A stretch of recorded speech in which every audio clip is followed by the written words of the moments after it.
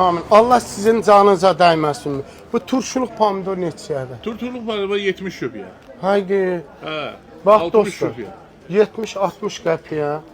Sonra deyirsiniz ki, Balıqçılıqdır. ha. Amma mən belə düşünürəm Bizdə ki, biz hamısı Parnikov istəyir. Bu sahə pomidoru bu da budur. Ən qoydu, gözəl. həqiqi mən gedəndə özüm Yeməyə alacağam. bundan ye, gör nə görərsən. Gedirlər o Parnikov zəhər kimi, onu yeyirlər, bunu yemirlər. O 3 manata 4 Özü manata neçə başlayır. ildir bazarda? Uşaqlıqdan. Həqiqi. Bəli. Maşallah. Masallının özündən. Masalın özü əzəsi o pişəsi. Yəni masallı cəmaət çox mehriban olur. Ha, gözəl insanlardır. Çox, Hamısı çox. gözəl Elə insan. bir seçilib yığılıb. Hamısı əladır. Boranı neçədir? Boranı 30 köpüyə. Pomidor, Dünya ən xeyirli şeylər boranıdır. boranı. Onu da bizdə almırlar heç kim. Mən O da Redbook'dur, ən gözəl üzümdür.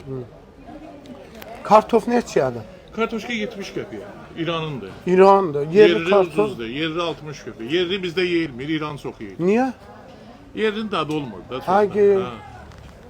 Şirin olur amma İran qəşəng. Adınız nə oldu? Adım Namik.